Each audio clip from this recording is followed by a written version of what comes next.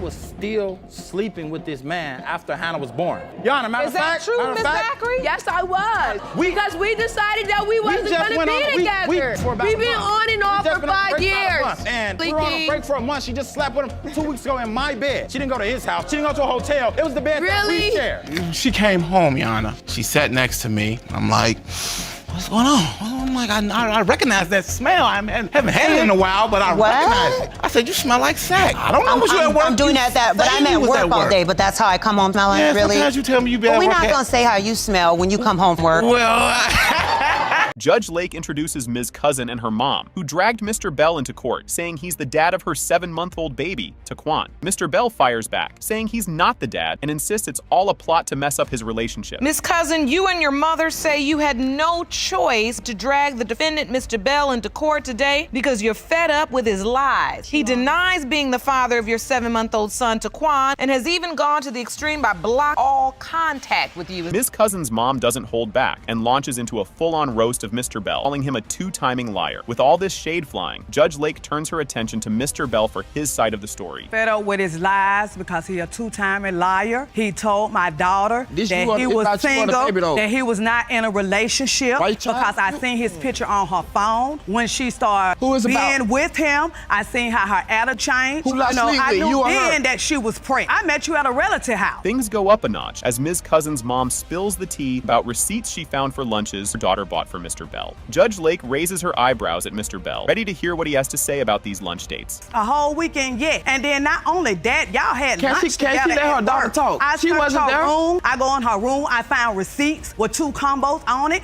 You know, at the end of the day. 2 combos meal for lunch. If she paying for it, of course I'm gonna take the food. She paying for it. Yeah, and y'all in a relationship. What you mean? Destiny steps up, and wow, does she have a lot to say about how Mr. Bell used her like a walking ATM. The crowd is silent, waiting for Judge Lake's take on this bizarre relationship. We met at this job that we was working at. When I first met him, he told me he wasn't with no one. I never slept with no one else at work. Every time I go out to get lunch, he right behind me. What you eating for lunch? Can you buy me something? Meet me downtown, tell me I cannot pay his phone bill every time I get paid. When she should have been. Were you paying his phone bill? Yes. Just when you think this story can't get wilder, Destiny's mom reveals how she and her husband have been covering all of Taquan's expenses. Judge Lake gives Mr. Bell a sharp look, clearly ready to hear his excuse. Because me and my husband have been doing it for the last 7 months, buying milk, strollers, walkers, baby bed, car seat, everything. That take a toll on me. Destiny was on a good route, somewhere to work. Once she got that job, fell into the footsteps of him. And today, I'm walking in her shoes. I've been taking care of Taquan. Mr. Bell's response is so chill, you'd think he's talking about the weather. Judge Lake warns him to get real, reminding him that his version doesn't exactly add up. You can tell the judge is about to unleash some major truth bombs. What was the nature of the relationship in your mind? We met at work. I only seen her outside of work maybe twice. We was never together because I had to go home to her. I was staying with her and my kid. Were you flirting with her at work? Yeah. Now it's getting juicy. Mr. Bell and Destiny go back and forth about who told him about the pregnancy first, with Mr. Bell insisting he heard it from her manager, not her. Judge Lake gives Mr. Bell a side eye that says, I'm not buying it. She didn't tell you, she told the manager, and the manager told you. And once I went to her and told her that it's not mine, the first thing, I don't want no baby by you anyway. I don't want a baby by you anyway is different from the baby is not yours. Which did she say? Both. Why you lying? Just give me up, man, so I can go on my life and you go find your baby daddy, man. And now, the plot thickens as Mr. Bell's girlfriend, Ms. King, takes the stand, talking about how she found out about Destiny. Judge Lake's about to dig even deeper into this love triangle. He gave me her name or whatever. I searched for her on Instagram. Of course I'm gonna search. I see Cortez is her profile picture, and I see her bio. She's like, oh, I love him. That's the one for me and stuff like that. So I requested her. I didn't really think nothing of it. It looked real immature to me because they didn't have physical pictures together. I wouldn't believe that they were in a real relationship. Destiny doesn't hold back, setting the record straight by saying she and Mr. Bell were together 3 times, unprotected. Everyone's hanging on to see what he'll say next. We slept together 3 times, unprotected, and he know that. Where'd you all go? We'll go anywhere. Where we went? Where did we go? In the car, it don't matter. Where did we go? And we went to the club with your cousin now. You know that. So what you're saying is you all would go out or But you didn't think he was in a relationship? No, he told me he wasn't in a relationship when I first met him. Hold on to your popcorn, because Destiny claims the one time Mr. Bell did see Taquan, he had the nerve to ask for, you guessed it, intimacy. You can tell the judge is just waiting for Mr. Bell to slip up even more. Now, Destiny, you said he came to see the baby one time. Yes, but when he came to see the baby, he wanted to have sex. He said, would you have sex with me? I was like, no. He's like, what, you scared of your boyfriend? And when he came, he had a flat tire. He asked to use my sister's four-wayer to take the tire off. So my daddy was trying to help him. And when he came in to see Taquan, he said, oh, Taquan look like you and your mama. Judge Lake drops the bomb. It has been determined by this court. Mr. Bell, you are the father. Thank you, Lord Jesus. Oh, yes. Oh, yes. Right from the jump, this whole thing is just bananas. Mr. Barlow's got 8 kids, and he says they all look like him, except for one, little Jabril, who he sure isn't his. Oh boy, things are about to get real messy. Mr. Barlow, you say your 8 kids look exactly like you, but the defendant's son, Jabril, looks nothing like you. And that's because you're not his father, and you know who is. Here we go, things are heating up. Mr. Barlow starts dishing out details about all these shady calls he made to Ms. Winslow while he was away, where she kept saying the landlord was over. The back and forth is pure drama, and we're not even close to done yet. I believe she was sleeping with the landlord. You do? Yeah. And that's not possible, Your Honor. The landlord. Why do you believe that? What evidence do you have? While I was away, I would call all the time, because I got a long past of infidelity. A very long history. I left. When I went away, she said pay back some. Okay, plot twist. The landlord is suddenly super generous and things get weird. Ms. Winslow explains that the landlord let her move in without a big deposit because she'd gotten scammed by another landlord. This story's only getting crazier and Mr. Barlow's side-eyeing gets worse. What I went to do is get my lights cut on, and they told me that the place that I was trying to rent wasn't even rentable. Therefore, I'm driving around in a U-Haul with no place to go. I come across a landlord. Okay. I have no money. I just gave my $2,000 to a landlord. Okay, well, since you don't have anything right now, and I see you with your 3 children in a U-Haul truck, when you get the deposit back from the previous landlord, then you can start paying me. If you thought this couldn't get more awkward, welcome to Mr. Barlow's jealousy issues. Mr. Barlow's convinced something's up, and the way he's talking, it sounds like he's about to start a conspiracy club. You know what the real problem is, Your Honor? Mr. Barlow didn't know what the landlord looked like, so when he finally saw the landlord, he was like, oh, I thought the landlord, when he found out he was around our age, that's when his insecurities came in. I came home one time, I just popped up, right? I pop up one time, they crossing the street. I think the dude is stranger, because I ain't never met him yet. Now the plot thickens. Ms. Winslow drops a hospital mix-up bombshell. At this point, it feels like anything could be true in this saga. He doesn't look like me or Mr. Barlow, so now that leads me to believe the only way that this baby is not this man's child, he's not mine. I believe something happened at the hospital, and it would devastate me, Your Honor. I have a strong connection with my son. Now, if this boy isn't my son, that means not only do I have to find out. Judge Lake tries to wrap her head around the baby switch theory, and you can tell she's a little mind blown. You can feel the tension as Judge Lake walks out, and everyone's holding their breath for answers. It's about to get real. You pulled up research, and this is research that talks about the fact that there are about 28,000 babies that get switched at birth in the hospital every year. Now, sometimes that's temporary, but sometimes permanently. And you have so much doubt, not just surrounding the paternity, you're the child's mother because everywhere you go, people are asking you. Cue the dramatic return. Judge Lake announces that Ms. Winslow is, without a doubt, Jabril's biological mom, 99% sure. So we finally have one answer, but Mr. Barlow's still on the fence. You know he's about to demand more proof. These results state that the probability of maternity is 99.9999%. You, Ms. Winslow, are Jabril's mother. That's all I needed to hear, Your Honor. And I can see you're truly relieved. It's a weight lifted off of my shoulder. Time for some backstory, and it's juicy. Ms. Winslow lets loose about their on and off 11-year relationship, mentioning that Mr. Barlow has fathered multiple kids with other women while they were together. Mr. Barlow's jealousy is on full display, but the way this story's going, there's still more to come. And I have never cheated on this man. I've been with this man for 11 years, off and on. He have not only had twins on me, but triplets as well. So it's not like a little simple thing like he hasn't done anything to me. Yes, as a woman, I stand here with my backbone, and I've accepted all of his wrongdoing. Now things get official. Ms. Winslow whips out the birth certificate with Mr. Barlow's signature on it. That signature makes him legally responsible, whether or not he's the bio dad. It's getting intense, and you know it's all leading up to the big reveal. The birth certificate, Your Honor, that Mr. Barlow so gracefully signed. So, Mr. Barlow, this is your name listed as the father on the birth certificate. Yes, it is. So I was there during the delivery. I was there to sign the birth certificate because there's no way for me to say this is not my child. I got 9 children, and out of those other 8 children, the moment everyone's been waiting for, DNA time. It has been determined by this court. Mr. Barlow, you are the father.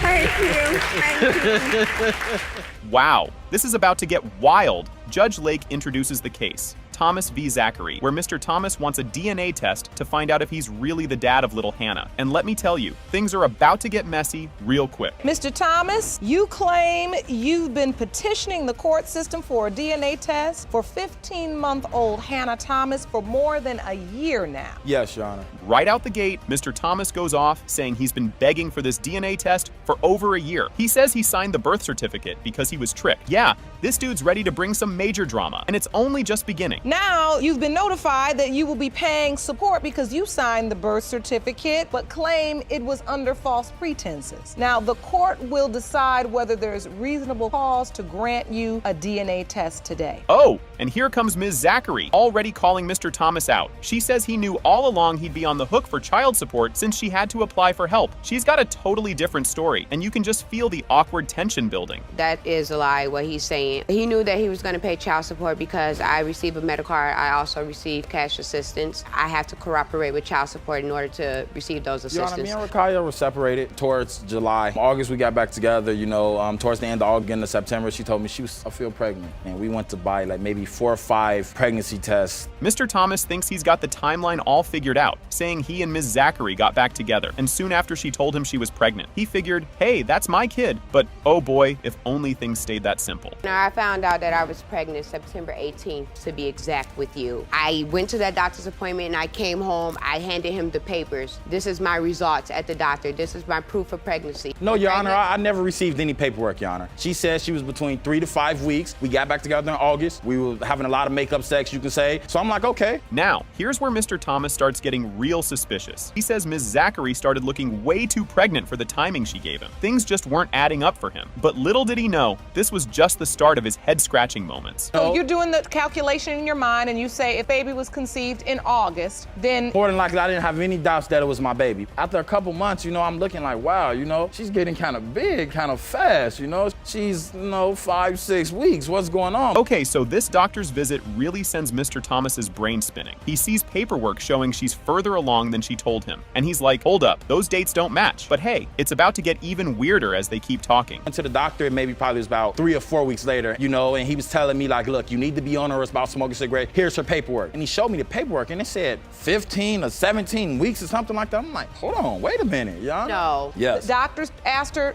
told her, encouraged her to stop smoking, but you also gotta look at the paperwork. Now let's talk about that break. Mr. Thomas is all, a break doesn't mean you start dating other people. But Ms. Zachary's like, yeah, that's exactly what a break means. These two clearly need a dictionary, but wait till you hear what Mr. Thomas says next. Break for us is, I'm leaving out the house, I'm gonna go to my parents' house for a while, or you leave and you go with your mom or something. No, that's like not a break. That was a break between us, and we were always back together within a month's time. So it was still no excuse. A break is not an excuse to go sleep with someone and have a child by someone else at all.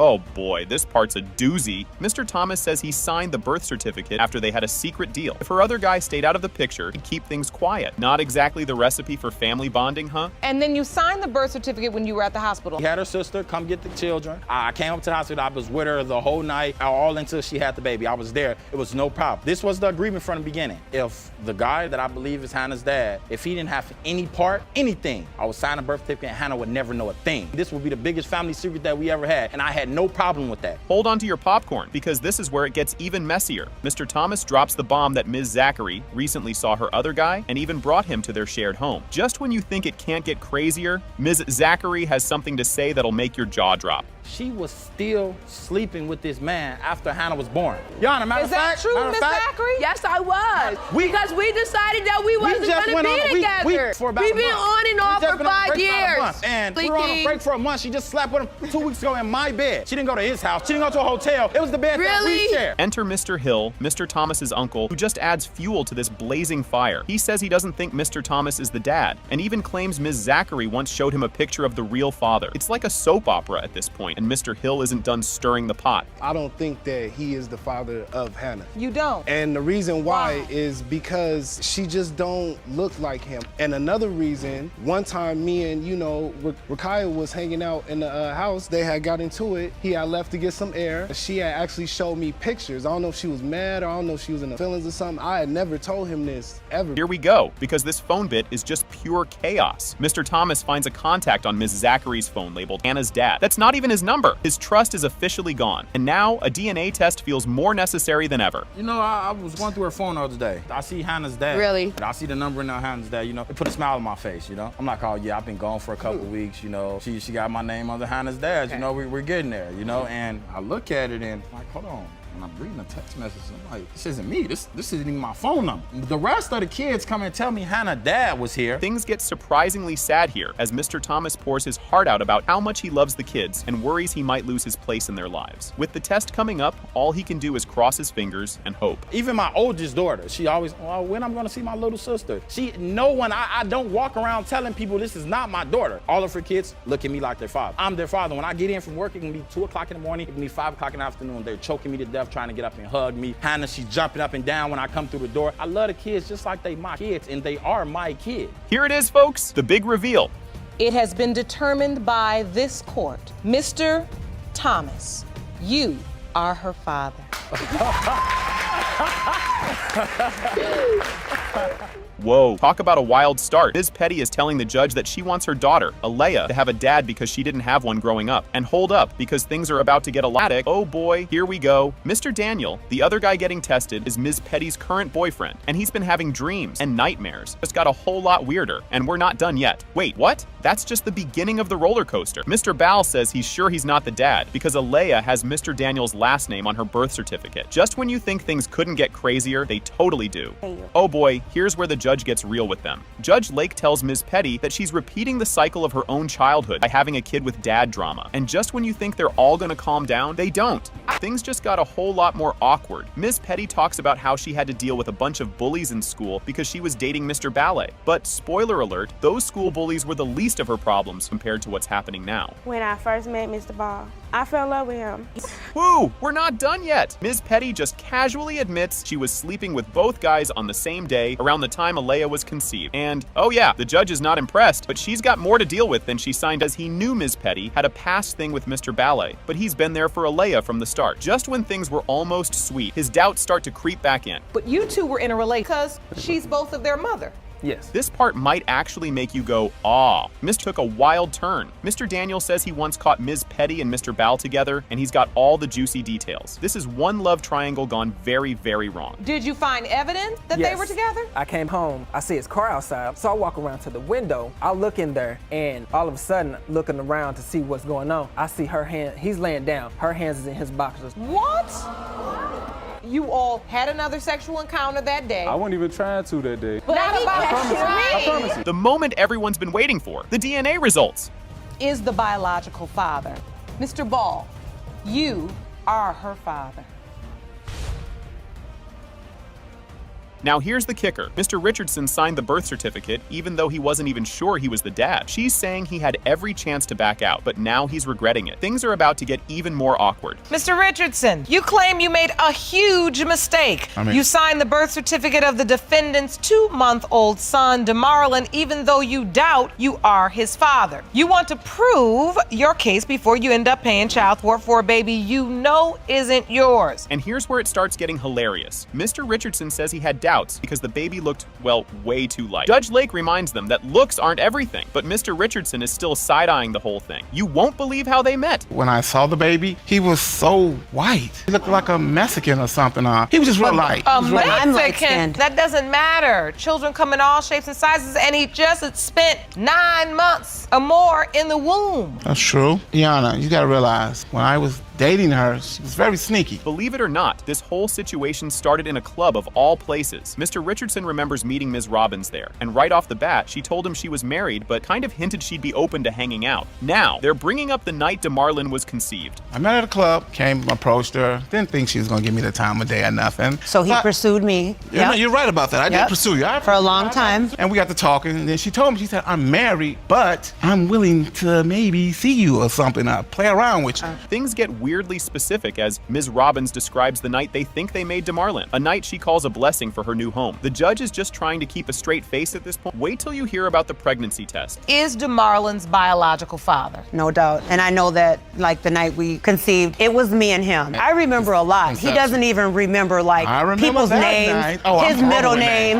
He don't remember nothing. So how are you going to say that you remember the night that we conceived when you can't even remember what the next... Do you remember the night? I remember the night. Okay. This part gets even stranger when they take her to Ulcror, when they take the pregnancy test together, but Mr. Richardson is still acting like he's not totally convinced. Pretending gets him through for now, but it's clear he's full of doubts, and he's about to lay out his reasons. What do you want to do? I said, we're gonna have the baby because we're doing some stupid stuff. I'm not gonna blame this child. We're gonna have it. So you decided that we should have the baby? You were pretending like you were happy? That's nice. That's nice. And still be with me the whole time. Sneaky, but I mean, like, I don't get it. I mean, because of what? I'm sorry. Pregnant sex. Okay. Just when you think it couldn't get worse, Mr. Richardson drops more reasons why he's not buying this whole dad thing. Mr. Richardson feels it's just one more reason not to trust the situation, but then he starts questioning her finances. Mr. Richardson, please tell me if there's any other reason you have doubt. I went to one doctor's appointment with her, right? And then I went to go to the other ones. She told me, no, you don't have to come. I don't need you to hold my hand. I don't need you to hold my hand. You're telling me he's not mine, this is not my baby, all this the whole time. So why would I let you be a part of that? Now, we dive into the money mystery. Mr. Richardson wants to know where Ms. Robbins suddenly got cash for Christmas. Ms. Robbins is just rolling her eyes, saying she got it all legit. Next up, things get personal as he accuses her of cheating. Christmas time. She just moved into our new place. She had to put down $2,800. She was complaining to me that I have no Christmas money to buy. But I didn't ask you for any money at that time either, did I? She come up with all this money after she put this down payment on her to move in our place. And I said, where you get this money from? She told me I got it from my 401k. I said, that fast? Well, Your Honor, I have been on my job as what they call a Christmas account. And here's where things get spicy. Mr. Richardson thinks Ms. Robbins was out with someone else because she came home smelling like intimacy. Judge Lake tries to keep the peace, but Mr. Richardson's doubts are getting bigger by the second. And then there's the whole missed DNA test appointment. She came home, Your Honor. She sat next to me. I'm like, what's going on? I'm like, I recognize that smell. I haven't had it in a while, but I recognize it. I said, you smell like sack. I don't know what you at work. I'm doing that, but I'm at work all day, but that's how I come home smelling, really? Sometimes you tell me you been at work. We're not gonna say how you smell when you come home from work. Well, here's the kicker. Ms. Robbins actually had an appointment for a DNA test, but ended up canceling it, which only makes Mr. Richardson more suspicious. Judge Lake points out that dodging the test looks pretty fishy. By now, the judge has had enough. She made an appointment. We supposed to split 135. It was 2 something to go get a DNA test. She said, I set an appointment. I'm gonna come at 4:30. 3:30 come, sitting around, okay. Appointment's at 4:30. 4 o'clock come, we sitting around. 4:15, we sitting around. I'm like, what's up? And I asked her. But did you go to the appointment? No, Your Honor. This case hits a boiling point as Judge Lake starts calling them out for all this back and forth nonsense. But finally, she's about to reveal the results, and everyone's on edge. This is honest, Ms. Robbins. Whether he's right or wrong, only the DNA is gonna be able to decide that. He feels like what you say has no credibility. Because when you met him, you not married, then you was married, then you gotta get your divorce decree online. You don't have a physical copy of it. And in this moment in time, you have the opportunity to resolve all of this and shut him up. Judge Lake decides to really push Ms. Robbins on why she dodged the DNA test that could have solved all of this. The judge gives both of them a piece of her mind about all these games. And now, here come the DNA results. That looks like you dodging the test. But I'm not, though. We got the appointment. We were going to reschedule it now. Why? We rescheduled it because I told him that we could do it at a later. Was it because he was already on the birth certificate and you felt like, you know what, you're the legal father anyway, so I really don't have to get up out of my bed. No, I really didn't care about playing games and being silly while DeMarlin is still on on pause. At long last, the big reveal is here. It has been determined by this court. Mr. Richardson, you are the father. You won't believe this? Stay tuned, as this is about to get seriously messy. Mr. Andrews and his mom are suing Ms. Corbett, saying she faked his signature on their kid's birth certificate. And trust me, it's just getting started. Mr. Andrews, you and your mother are in court today suing your ex, Ms. Corbett, for paternity fraud because you claim she forged your signature on the birth certificate of her 5-month-old son, who you believe is not your biological son. Things are heating up as Mr. Andrews spills the tea on the day of the baby's birth, and you'll want to see who jumps in next with their side of the story. Day of the birth, I cut the umbilical cord, I requested a blood test, I stayed at the hospital for like 24 hours, and the following day I ended up leaving to retrieve a car seat. I didn't sign nothing. You claim somebody put your name on the birth certificate. Yeah, obviously. No, it's no way possible for me to just put his name on a birth certificate. The only reason why he's saying that he did not sign the birth certificate is because his mother told him not to sign my child's birth certificate. If you thought things couldn't get wilder, think again. Mr. Andrews throws out a big one, accusing Ms. Corbett of, well, seeing the whole neighborhood. Judge Lake steps in, telling everyone to keep it respectful, but we all know it's about to get even juicier. I wouldn't even call it a relationship, Your Honor, because she slept with the whole damn city, the whole neighborhood. Let's use respectful language in the courtroom. She slept around with everybody in our neighborhood. If that was true, I would have slept with her husband because he wanted me to. Oh, Lord. That's a lie. Okay, let's stay on track. Now, here's where things go full detective mode. Mr. Andrews pulls out a diagram of the apartment, explaining why he thinks Ms. Corbett had another guy over. But wait until you hear about the mystery text. Your Honor, What does this diagram show? this right here is a 2-story apartment building. This right here, like 2 feet from the driveway, is like the front entrance. And you could sit right here and like literally watch all this. And if somebody murdered him over here, it'd be real obvious. The guy she had in there tried to creep around and sneak on this side of the building and come out. She even had a bike in inside the house. Just when you think this can't get crazier, in comes Mr. Andrews with another bombshell. Ms. Corbett rolls her eyes, calling him a liar. But hang on, because next, it's about the baby. Is this your only doubt? No, ma'am. Found messages in her phone where some guy obviously was telling her, leave the back door open and be naked when I arrive. Oh, you saw the message? Yes, ma'am. She denied that in my face. I'm looking at the message in the phone. That's one reason. Ms. Corbett? That's like the third reason. The other reason I just showed you on the diagram. And now it's accusation central. Ms. Corbett claims Mr. Andrews barely sees the baby and once even threatened to drop him off at a fire station. But she's about to lay down the law about what really matters here, paternity. So how many times have you seen Quinn Jr.? Over a dozen times. So you spent quality time with him? He does not. I have to beg him for to come get my child.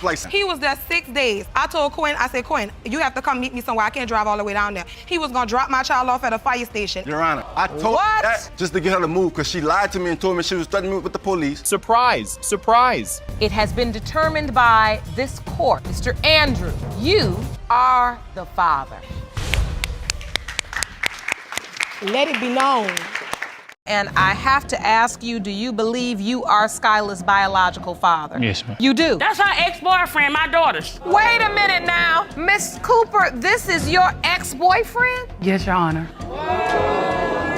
That was a mistake, Your Honor. And that is not the person that was supposed to stay in that apartment. It was someone from California that was advised to me. That's who was going to stay in the apartment. She wanted me to stay in the apartment after her son passed away. You came and stayed there when you were pregnant. Yes, I did come to stay there. And the time when I was staying there and after I moved back to my parents' big house. Okay, hold on. So her ex is your friend? Yeah, told me if I... Now we're getting places. Well, we were okay. friends. We were friends. So you went over there, got the car, but when you get to her house, your boy's girl was flirting. No, she didn't flirt till I left. Like 5 minutes later, she sends me a text message. Oh.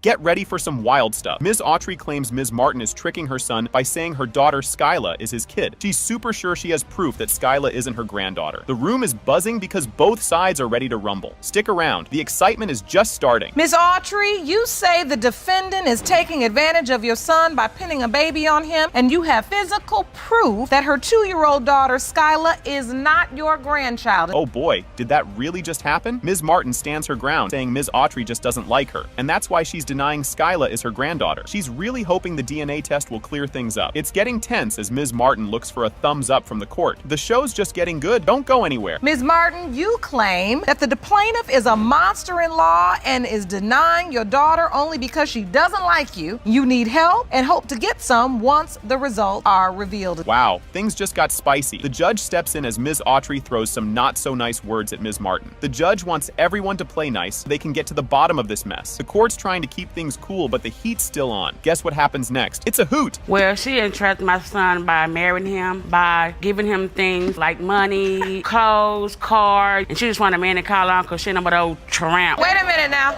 Let's use respectful language. I want to understand this. You say she entrapped him, but she's giving him money. She's doing this. She wanted a man of her own. Yes, Miss ma'am. Autry, really? Why would you say that, Miss Autry? Because you do, Miss Tramp. You've got to hear this. Ms. Autry tells a wild tale about trying to crash Ms. Martin's wedding. She found out last minute and dashed over there to put a stop to it, showing just how far she'd go to break things up. This bit is just nuts, and just when you think it can't get any zanier, it does. Because I got a phone call, so I was getting married down to my house, so I was on my way walking down there to start the marriage, and my friend, that's why I was going out to go start the wedding. She tried to stop the wedding, Your Honor. She tried to stop the wedding. Moved your way to close so you can get married to him. You can't talk that fast, then turn to the side. I can't even read your lips. I felt like I was at an auction or something. I was like, what? Just when I thought it was all over. Despite Ms. Autry's wedding crash attempt, Ms. Martin says they just moved the party elsewhere and tied the knot anyway. The whole wedding crew just picked up and moved, showing they're not giving up without a fight. And the craziness doesn't stop there. More wild stuff is on the way. But you all ended up getting married on that day anyway, in another location. Yes, Your Honor. Did your whole wedding party follow you? Now I'm curious. Yes. Miss Autry trailing behind? Well, I don't get how that worked. I didn't have no choice. I ain't had no car. If I'd had a car, I went right on behind them. And there wouldn't have been no wedding. She's crazy, Your Honor. So you've never cared for Miss Martin? It ain't so much as I never cared for Miss Martin. It's just that this part is too funny. Ms. Autry is now talking about toes and eyebrows, claiming these bits don't match up so Skyla can't be her grandkid. The judge is trying to keep a straight face listening to this toe tale. Hold on, because there's more funny business coming up. she don't have the toes like my son. Yes, His she toes does. cross. Yes, His she big does. toe is here and his toe next They to his overlap. toe. It crawls over like that. And I have proof, Your Honor, that is not his baby because her toes don't do that. Yes, they do, and she Your don't have Honor. the thick eyebrows that me and my son and my daughter have. So I know they that's haven't not my grew son's yet. baby. I mean, they grew. All right, You act cool. like she's supposed to come out with full-blown eyebrows. She do. No, she does. He did. All right. You won't see this one coming. Ms. Martin drops a bombshell. She once told her hubby Skyla might not be his to hurt him because he had hurt her. This big reveal throws a curveball into the whole paternity puzzle, and everyone in the court is on the edge of their seats. The next part is even more jaw-dropping. You told him, your husband, that this was not his child? Yes, Your Honor. I was trying to hurt him. He left me to go be with another woman, and I was trying to hurt him like he hurted me. Did you sleep with another man? Yes, Your Honor. Prior to him coming back into my life. And she was already pregnant. No, Is there any chance that man could be Skyla's biological father? No, Your Honor. Get a load of this twist. Just when you thought it was all figured out, Mr. Gott steps into the picture, claiming he might be Skyla's dad. This guy used to date Ms. Autry's daughter, which just makes everything more of a soap opera. You'll totally flip when you hear what he has to say. And I have to ask you, do you believe you are Skyla's biological father? Yes, ma'am. You do? That's her ex-boyfriend, my daughter's. Wait a minute now. Miss Cooper, this is your ex-boyfriend? Yes, Your Honor. That was a mistake, Your Honor. Ms. Martin, you slept with your sister-in-law's boyfriend? Yes, Now Your who Honor. crazy, Your Honor? That was before, Your Honor. Are you ready for the grand finale? They finally open the envelope with the DNA results. And guess what? It has been determined by this court. The biological father is Mr. Martin. I'll take that for 200, Your Honor. I told you. Can you believe this? Ms. Hall is super mad at Mr. Richards because he won't admit he's the dad of their 1-month-old Damani. She and her mom are totally ticked off, saying Mr. Richards is ignoring them and the baby. Just wait for what's coming up next. It's a doozy. Ms. Hall, you and your mother are furious with the defendant because he denies your 1-month-old son, Damani, and does nothing to support him. Oh boy, did that just happen? Mr. Richards is tossing back the blame, claiming Ms. Hall just wants him to be the daddy because she likes him too much. He tells her to go find the real dad because it ain't him. Hang tight, the judge has got a zinger coming up. Mr. Richards, you believe that Miss Hall is claiming you are the father because she wants to be with you. You say Miss Hall was thirsty for love and she needs to go find her child's real dad. Whoa, did he really just say that? When the judge asks if he's done anything for the baby, Mr. Richards is like, nope, nothing. He's sticking to his story that he's not the dad. No way, no how. Buckle up because the courtroom's about to get even spicier. Mr. Richard, you haven't done anything for the child at all. No, admittedly. No, ma'am. And that's because you sincerely doubt paternity? Yes. What's the nature of this relationship? Tell me, what was going on here? The baby's just 1 month old and everything fell apart already? You gotta hear this. Ms. Hall spills the beans about their past. They dated before, then he ghosted her. But guess what? He texted her again and bam, back together for a hot minute. Don't wander off. The plot thickens in a flash. A couple years back, he broke my heart. Then I decided he hit me up to give him another chance. You all were boyfriend and girlfriend a couple years ago, or you were just dating? We're dating. And then somehow he comes back into the picture because if he's potentially the father of he instant messages hitting her up, talking about hey, and it went from there. So you reached back out to her, Mr. Richards? Yes, ma'am. You did do that? Yes. Hold your socks. It's about to get wild. They dive into this whole thirsty business, with Mr. Richards explaining it means tricking someone with sweet nothings just to get what you want. Stick around because the truth gets even juicier. So how is she thirsty if he hit her up? Thirst is going both ways, ma'am. But he called her thirsty though. I would admit I was being thirsty also. Okay, hold on. What does So thirst mean? Does thirst mean, what does that mean? let me tell you, it's the fact that I knew I wasn't gonna have a long relationship with her, but when you feed somebody the lines that you know they wanna hear, that's thirst to get what you want from them. Get this, Ms. Hall and Mr. Richards only chilled for a week. They got back together, didn't bother with protection, and whoops, here comes trouble. Don't flip the channel. The judge's reaction is priceless. It ended bad, but in the same token, I did like him. When he hit me up, it kind of,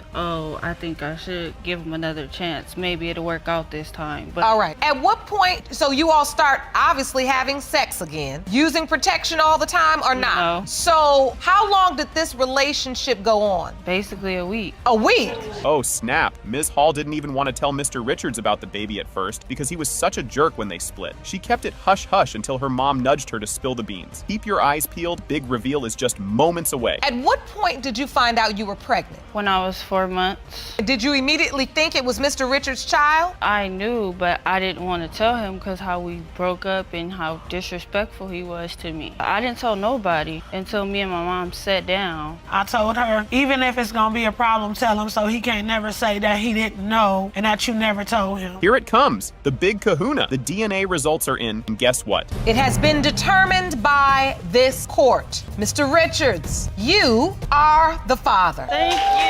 Thank you. Thank you. Buckle up, Buttercup. Angela Monroe kicks off the show with a real soap opera scenario. Her son has passed, and a lady named Shanika claims she's carrying his baby. Angela, battling a serious illness, desperately wants to know if the little one is indeed her grandkid. Stick around, it gets even spicier. My name is Angela Monroe. My son Herbert died on January 27, 2015. After my son passed, a young lady named Shanika Reed, just the defendant, told me that she was pregnant from my son. The baby was born on May 31st, 2016. I really would like to know if Iyanna Monroe is my granddaughter. Guess what popped up at the funeral? Angela spills the beans about how she found out about Shanika's bun in the oven right after her son's funeral. Talk about a shocker. The drama is just warming up, folks. How and when did you find out about Ms. Reed's pregnancy? I found out after my son passed, after his funeral. She came by the house and she said, I have something to tell you. And she said, well, I'm pregnant. I really didn't know what to say at first. I was kind of stunned because I wasn't expecting that. And so how far along was Ms. Reed when she told you? I believe it was about 5 months. And boom, Shanika drops a bomb about her pregnancy to Angela, who just lost her only child. Shanika was halfway to her due date by then. Next up, watch the tempers start to flare. After a week after her son passed and after she laid him to rest, I called her. I wasn't even gonna let her know that I was pregnant with his child, but I was encouraged by family members and friends due to the fact that she has lost her only. So I gave her a call. I told her that I was pregnant by her son, and I told her that I was almost 5 months pregnant. Things start getting a bit sticky here. Angela chats about how tight she was with her son, who never peeped a word about Shaneka or any baby-making business. Hold on to your popcorn because the tea is about to spill. So, Ms. Monroe, you were very close to your son. Yes. And did he ever tell you the fact that he may have a baby on the way? Knowing my son, he would come to me about certain things, but when it came to her being pregnant, that wasn't mentioned to me at all. I do have a granddaughter, which he let me know that this person was pregnant, but I had no knowledge of this baby. Ready for a twist? Shaneka paints a lovey-dovey picture of her and Angela's son planning to shack up together, which Angela quickly calls bogus, insisting the apartment lease was in her name too. Ooh, the plot thickens. Second week on us hanging together, he already had made it up in his mind that he wanted me to be his life companion. When she was moving out, I was supposed to move into his apartment. Had you met Ms. Monroe? Did you meet his mother? Yes, I did meet her. And the thing about that was our apartment, me and my son's apartment. You even said this is Ian's apartment. Yikes, raise your shields. A fiery debate breaks out over who paid what and who lived where, digging up a whole garden of beef between Angela and Shaneka. And guess what? It's not over yet. Nobody can take my son. God took my son from me. I wasn't gonna leave my son to be anywhere else. And that is not the person that was supposed to stay in that apartment. It was someone from California that was advised to me. That's who was gonna stay in the apartment. She wanted me to stay in the apartment after her son passed away. You came and stayed there when you were pregnant. Yes, I did come to stay there. And the time when I was staying there and after I moved back to my parents' big house. Okay, hold on. Hold your horses. Here comes a doozy. Post-baby birth, Angela's thrilled but skeptical, especially when Shaneka starts pressing for DNA test money. Tension's cranking up, and you won't want to miss what's next. They called me after the baby was born. Of course I was excited. Well, if you don't have nothing for her, you're gonna pay for the DNA. That costs $400. I said, well, you pay half, I'll pay half. Why would I pay half on a DNA test that I'm not gonna get the results from? And then you could just say, oh no, I got the results, and they say, you're not the grandmother of this baby. No, I'm not gonna pay. That's what you don't understand. All right, everyone, lean in. As the DNA results are about to drop, Judge Lake tries to simmer down the feuding duo, hoping to patch things up for the sake of the kiddo involved. The big reveal is on its way, and it's a game changer. Ms. Reed, if in fact this is Mr. Monroe's biological daughter, would you allow Ms. Monroe a chance to be in her life and be a grandmother and get to know her son's daughter? I would not stand in the way of that relationship. I would not. That's what I wanted to hear. Let's focus on the paternity question. Let's focus on Iyanna, because ultimately that's what's important. Here it comes, the big kahuna. The percentage of relatedness between Ms. Angela Monroe and Iyanna Monroe is 99.98%. Things kick off with a bang in the courtroom. Judge Lake gets everyone seated, and Jerome rolls out the case of Bell vs. Clemens. Mr. Bell claims he's shelled out $7,000 on a kiddo he's sure isn't his, and accuses his ex, Ms. Clemens, of pulling the wool over his eyes. He's betting all his chips that the DNA test will clear his name. Strap in, folks. The roller coaster is just leaving the station. Mr. Bell, you say you've spent approximately $7,000 caring for a child you are positive is not your son, and you know who the father is. You say your ex-girlfriend, Ms. Clemens, duped you into believing her 8-month-old son, Major, is yours, but you are certain today's DNA test will prove you are not the father. Hold on to your popcorn. Here comes a curveball from Ms. Clemens. She throws Mr. Bell's accusations right back, insisting the DNA test will show he's indeed the daddy of little Major. She talks up all the stuff Mr. Bell has done for them, like moving states and buying loads of baby gear, making it clear he's been super involved. Buckle up. It's about to get even wilder from here. Ms. Clemens, you say Mr. Bell's accusations are false, and you're certain the test will prove Major is his son. So, Mr. Bell, what have you done for Ms. Clemens and her son? I've done everything, Your Honor. I moved from California to go be out there with her with the baby, diapers, car notes, strollers, boxes, done everything that I feel like a father should do for his child. So I've done it all. Mr. Bell drops a bombshell that turns heads in the courtroom. He's all twisted up about the baby's looks, especially his lighter skin, which doesn't match his expectations. He drops a hint about a white guy buzzing around Ms. Clemens, which cranks up his worry meter about who the real dad might be. Crowd can't help but gasp. You won't believe what flies out of the hat next. So why do you feel she duped you? Cause the baby looked like, this baby, I'm expecting a chocolate baby, and this baby came out white. Come on now. Wait, my son's life is not a game. Every baby comes out light. You're saying the only reason you believe Miss Clemens duped you is because the child didn't come out the shade you thought it should? Yeah, and there's a white guy involved. That's why.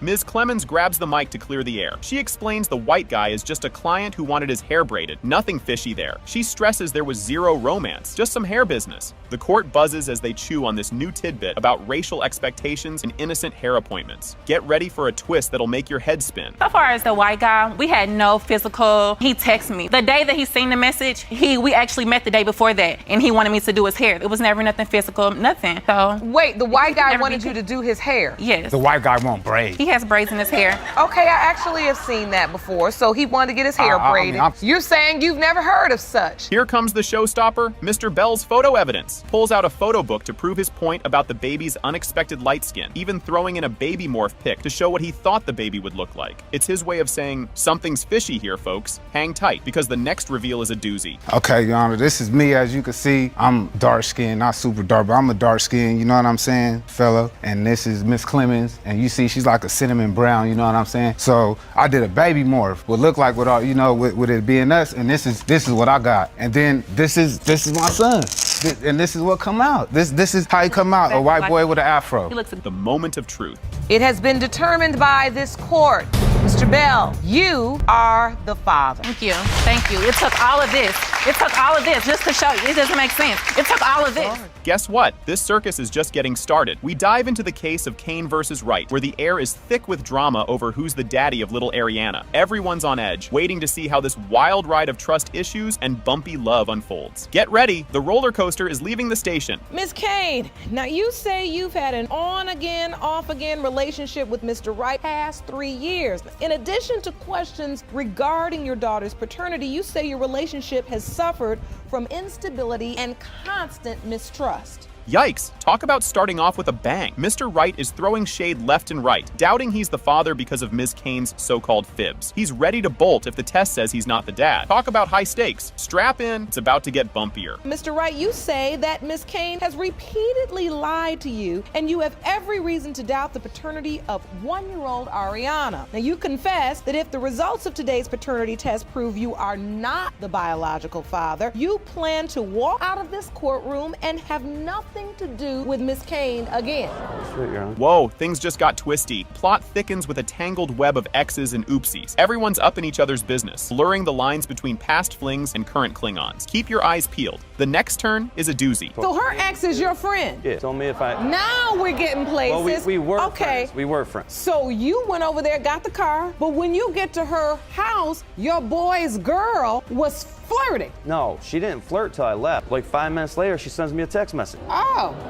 Here comes the wacky part. The plot jumps to a whole new level of crazy when we find out Ms. Kane might have been a bit too friendly with a tow truck dude right after meeting him. Ooh, the drama. Hang on, there's more wackiness ahead. So you started dating? Yes. And at some point during this time, you got pregnant? Yes. Well, before that, I mean, we started dating, then her ex-boyfriend's always sleeping in her bed with her. What? No, it wasn't like that. He came over to my house because when he helped me move in, he needed somewhere to stay. My friend was sleeping on the couch. We had what about the beds. floor? Now, you know you're in court, Ms. Kane. Yes. Get a load of this mess. The courtroom is buzzing with tales of double dates and sneaky meetups. It's like a soap opera in here, with all the backstabbing and jaw-dropping gossip. You won't believe what's up next. I don't believe that at all. There was one instance. She went out, she lied to me, told me her friend, they were gonna have a girls' night out. Well, my boy was a door guy at the bar. Come to find out, her ex's friend, and her girl were all on double dates together. We were on a double date.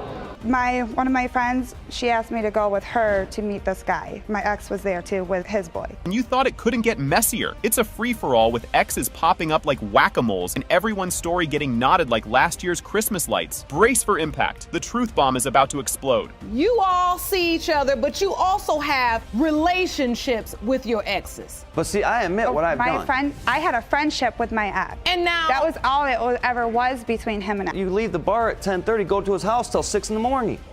So? Because they wanted to go, and I wanted to go. Okay, I've heard it's because enough I didn't of have this. my phone. I've heard enough of this, because regardless... Things just hit the feels train. The feels are real, as Mr. Wright spills the beans about maybe not being the daddy. Emotions are flying high, and the suspense is through the roof. The big reveal is just around the corner. She told me twice that it might not be mine. She told you? While she was pregnant. And then again, months ago, she told me that she wasn't because mine. she just validated your assertion. I mean, just a couple months ago, she told me. We got into an argument, and I was like, I'm going down and file for full custody. I'm going to file filed for paternity test and I'm filing for full custody. She was like, you might want to go file because she probably ain't yours anyway. Oh, that's when she said it. And now for the grand finale. It has been determined, Mr. Wright, you are Ariana's father. Buckle up, folks! The case kicks off with the court clerk rolling out the red carpet for the drama of Coates Hooker vs. Baker. Judge Lake steps up to the plate, and the plaintiffs, Ms. Hooker and her mom, strut in, claiming Ms. Baker's late son is the daddy of Ms. Hooker's kiddo. The circus is just getting started, so keep your eyes peeled. Ms. Hooker, you are here with your mother because you say the defendant's son, Mr. Abraham, fathered your 10-month-old daughter, Kanaya. You say that Ms. Baker and her family's public denial of this child has caused you pain, and you are here for an apology and to prove her son is the father. Things are getting juicy now. Ms. Baker and her daughter stand up for her son, Mr. Abraham, who's sadly not with us. They're throwing a curveball by doubting he's the dad because Mr. Abraham wasn't sure himself before he passed away. Get ready. It's about to get even more bonkers. Ms. Baker, you and your daughter are here today to represent your son, Mr. Abraham, because tragically he was killed 3 months after the birth of this child. You say that before his death, your son expressed great doubt that he was the father of Ms. Hooker's baby, and you are here to put the lies to rest. Feel the heat turning up? Ms. Hooker spills the beans on how tough it's been, with Ms. Baker's crew denying her baby's paternity. She talks about feeling left out like the last kid picked in dodgeball, not caring what others think anymore. Brace yourself, because there's more drama ahead. I'm just sad sometimes. I try to deal with it now. Like, I really don't care no more. That's how I feel. I don't care anymore. I don't care who feel nothing about my baby. I don't care. It just seemed like everybody else was looking upside my head like I'm my animals. Like, every time I'm sitting down doing something, they looking at me like I'm the outcast of the group. She looked like me, so why is it a problem? That's why I just say I don't care about nothing and none of that. You'll never guess what's next. Ms. Coates jumps into the fray to defend her daughter, pointing fingers at Ms. Baker and her family for the heartache they've caused. She insists the negative chit-chat has really hurt Ms. Hooker. Just wait till you hear what pops up next. It's not that she don't care. Her feelings been hurt, so she hold a guard up. It's not Miss Baker who denies Kenaya. It's her family who makes my daughter to be his baby. She fat like them and a whole bunch of stuff. Never from Miss Baker. It's always her family who always have something to say about my grandbaby. My daughter's feelings have been hurt. Whoa, things take a serious turn here. Judge digs deeper into how Mr. Abraham died. Ms. Baker shares the heart-wrenching story of her son being shot and dying soon after, which really throws a shadow over everything. The emotional meter is about to explode, so don't go anywhere. May I ask what happened to Keyshawn? He was shot on a Sunday and he died that Friday.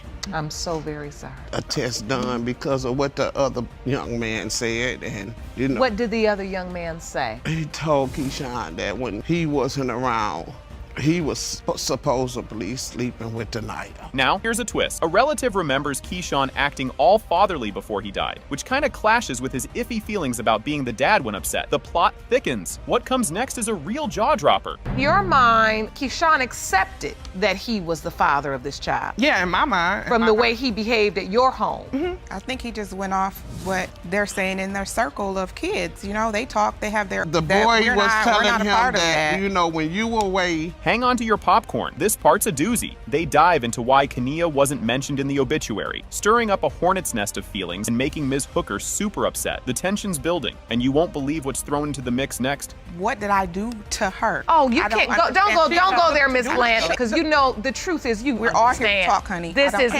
I ain't never said yay or nay. All I say is what my baby said to me. Right. I've talked to her, and she know why we here. Exactly. And listen. Yeah, I'm the one who and wrote that's the letter. all I'm concerned with. All this other bickering, and I don't got time for it. Grab your snacks. It's showtime. Moment of truth arrives with the DNA results. Drum roll, please. Baker, Mr. Abraham, and Kenaya Abraham is 0%. This is why right here. Miss Baker, are you all right? Do you need to sit down? Do you need to sit down, ma'am? Ms. Almanza, how do you know that? He's had a child with my relative. No, it's not. Oh! That happened during the time me and her, you know, we had our little timeout. This DNA test proves that I am Elena's father. I will fight for my full custody rights. And I will fight you for custody. There's no way he is getting my daughter. No, this is our child, not yours. There's no way that he's getting full custody of my child. During that time, we were having unprotected sex. I had told him that I wanted another child with him. He's even said that, you know, if a woman says that, you know, they want another child or a child with him, that he feels the need that he has to. What? That's not true. Oh, snap! Mr. Brock kicks off with a bombshell, claiming he's been bankrolling Ms. Almanza's kiddos for the past 5 years, and he's pretty sure they aren't even his. He's hankering for a paternity test and a lie detector test to see if there's been any funny business on her side. You claim you have been supporting Ms. Almanza's 2 children for the last 5 years and are convinced they are not yours. You have petitioned the court requesting a paternity test to determine if you are the father of the children in question and the one she is currently carrying, as well as a lie detector test to determine if she has been cheating. Hold on to your popcorn. Ms. Almanza fires back with gusto, sure as sugar that the DNA dance will prove Mr. Brock is indeed daddy-o to her kids. She's also all in for a lie detector rodeo, clear her good name. Ms. Almanza, you've also petitioned the court for a lie detector test, and you're confident that today's DNA results will prove that Mr. Brock is the father of your children. Can you believe this twist? Plot thickens as Mr. Brock spills the beans on their rocky romance, hinting at side dalliances and shaky trust from the get-go. You'll want to stay tuned because it only gets spicier from here. We've been dealing with each other for like 11 years or whatever, but the foundation of our relationship wasn't based on husband, wifey, you know, this was somebody who I was messing with during the time I was basically ending a relationship.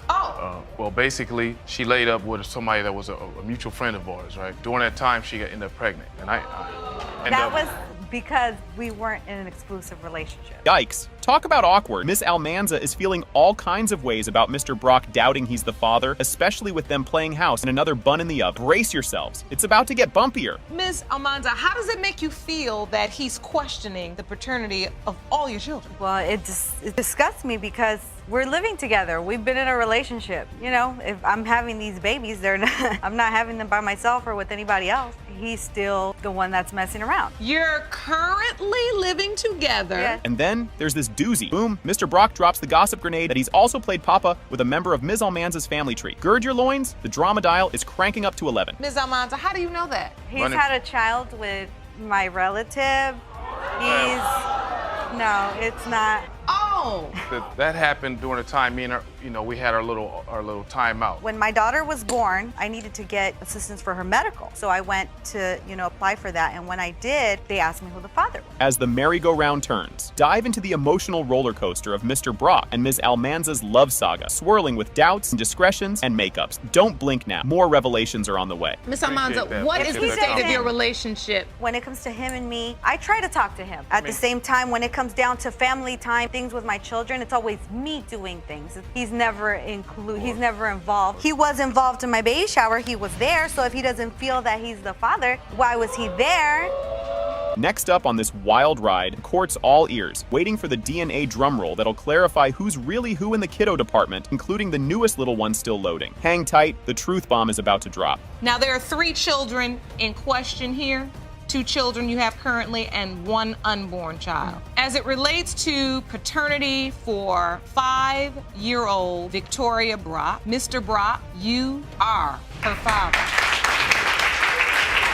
Another one bites the dust. Yep, you guessed it, Mr. Brock is also the pops to 2-year-old Giselle. His batting average for paternity just keeps getting better. The next bit is a real jaw-dropper.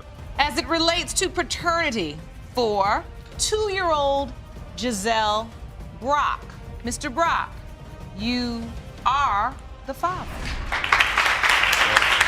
That's what I'm doing. It's a great feeling. That's the understanding. That's what I tell you. It's love and not a feeling. It's an understanding. Just when you thought it couldn't get crazier, and boom, goes the dynamite. Mr. Brock is the dad to the unborn kid too. Triple play. The next scene, it's a real doozy. So in regards to paternity for Miss Almanza's unborn child, Mr. Brock, you are the father.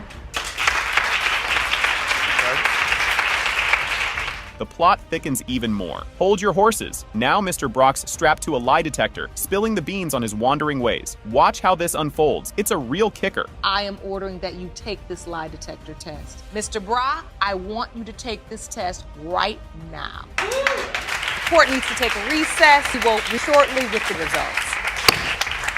So, Jerome, please please escort Mr. Brock out of the courtroom and get his lie detector test. Talk about a twist. Mr. Brock flunks the lie test worse than a cat trying to bark. Lies, lies, lies. As we near the grand finale, things get totally bananas. Now, the lie detector administrator then asked Mr. Brock, other than the 3 women you admitted to, have you had any type of sexual contact with since you have been in a committed relationship? Mr. Brock, you said no. The lie detector determined that was a lie.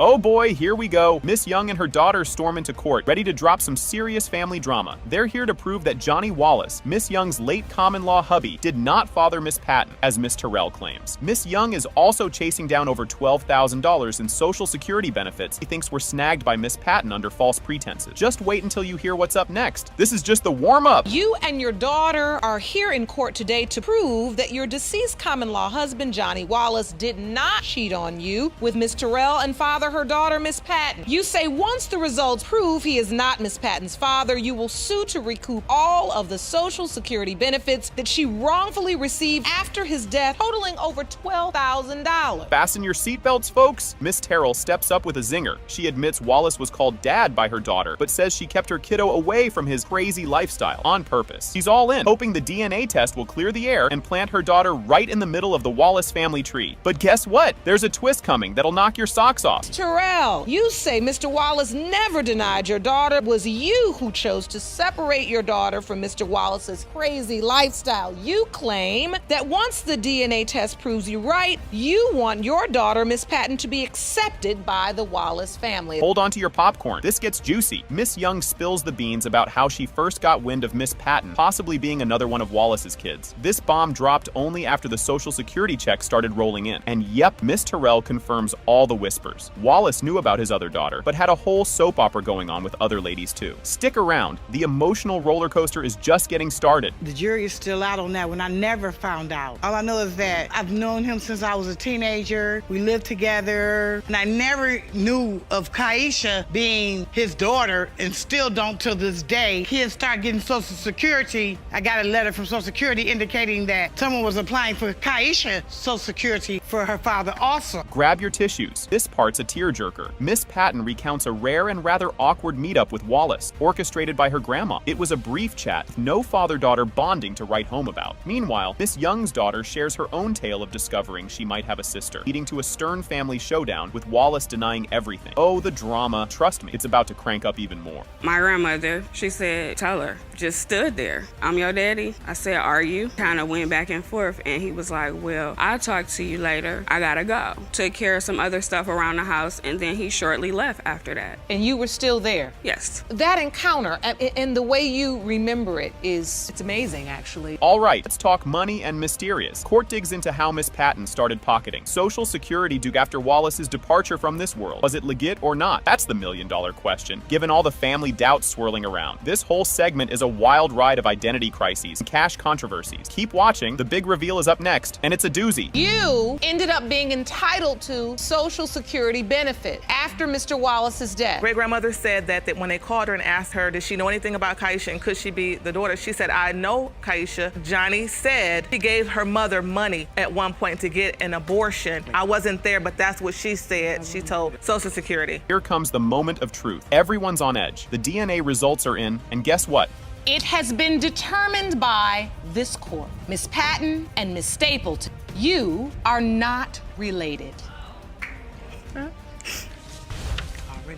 Buckle up. Mr. Webb drops a bomb right out of the gate, claiming he woke up from a coma to a world where Ms. Forrest not only had moved on, but was also pregnant. Could the baby be his, or is it her husband's? Drama is just getting started, and it's already soap opera level good. Mr. Webb, you have been waiting 2 years for this day. You claim the defendant, Mrs. Forrest, left you for dead only to find out once you got out of a coma that she was pregnant and that the baby could be yours or her husband. Here comes the kicker. Mr. Webb is not just here to find out if he's the daddy. He wants full custody if he is. Ms. Forrest claps back hard, defending her family setup with her husband. Grab your popcorn. Ms. Forrest's reply will have you on the edge of your seat. My intentions are to fight for full custody rights if she is my daughter. Well, that's my daughter, and you ain't getting her. Ms. Forrest, how did you get yourself in this triangle? My husband got in some trouble, and I ended up meeting Mr. Webb through one of my friends. We hit it off, and then I ended up leaving Mr. Forrest for Mr. Webb. Just when you thought it couldn't get spicier, Mr. Webb and Ms. Forrest throw down different tales of their past fling. Each has their version of the truth, stirring up a storm of he said, she said. Stay tuned because the plot thickens right after this, and it's juicier than a reality TV show. It didn't happen like that at first. Yes, we was in love. I was on life support. That's not how it happened. I had got a phone call saying that she was pregnant. I heard it from my aunt first, but on my way to Illinois with my dad, she had called me and told me that it was a possibility that Elena was my child. Accusations are flying left and right. Mr. Webb suspects Ms. Forrest wasn't just working late, something fishy was going on with her missing checks too. It's a mess of missing money, missing minutes. Next revelation is just around the corner, and it's a doozy. She would get off at 10 o'clock. It would take at least 15 minutes to get home, but she would come in at 11 to 11:30. It took about 45 minutes to get from where I was working. So it was missing time and missing money. Yes, Where Your Honor. she was MIA. From where she worked at, and I know for a fact it took 45 minutes to get from her work No, to Your Honor, the house. that's a lie. Plot twist. Mr. Webb learns about the baby bombshell right after his hospital saga. The timing is suspect, and communication between the ex-lovers is as clear as mud. What's coming next is critical. The timeline showdown that might just solve this baby mystery. She had called me the day that I got out of the hospital. I was on my way to Illinois. We had a discussion. She said that I may be the father, then again I may not be, because she was back with Mr. Forrest. I was there with her at the doctor's office, so it was the middle of September when she found out. It was in August whenever she found out that she was pregnant. No, it was not. Let's crunch some numbers. Ms. Forrest tries to map out the baby-making timeline, prove her hubby's the real daddy. It's a math problem with more variables than a high school algebra test. But hold on to your calculators. This next part brings the emotional math into the equation. My daughter was born on May 9th of 2013, and then you take it back 9 months later, that takes it to the week of August 26th through August 31st. You were sleeping with your? Just my husband. The thing about it, Your Honor, is the day that before I went on to life support, we did have sex. So you saying August 25th, you all were intimate? Talk about a tearjerker. Mr. Webb spills the beans that he's never even met the little one, thanks to Ms. Forrest's gatekeeping. It's a real heartbreaker. The upcoming custody battle chat, it's going to crank up the drama to 11. Elena is 2 years old. Yes, Your Honor. And you have still not held this baby? No, Your Honor. Never one time? No, Your Honor. I'm afraid that if he does get to see my daughter, that he can run off with her, and Because he's there's done nothing I threatened can her. do to get So her you back. admit, Ms. Forrest, that you've been blocking Mr. Webb from seeing Elena? Yes, Your Honor. And now, for the custody clash. If Mr. Webb is the dad, he's ready to battle it out in court for his child. Emotions are high, the stakes are even. Fasten your seatbelts, because the DNA results are next, and they're going to flip the script. This DNA test proves that I am Elena's father. I will fight for my This full is my custody child, rights. and I will fight you for custody. There's no way he is getting my daughter. No, this is our child, not yours. There's no way that he's getting full custody of my child. Well, whether Elena's I am or he is. Oh, wait. I'm saying, are you convinced you're her biological father? There's a possibility, yes. The moment we've all been waiting for. Drum roll, please. It has been determined by this court that her biological father is Mr. Webb.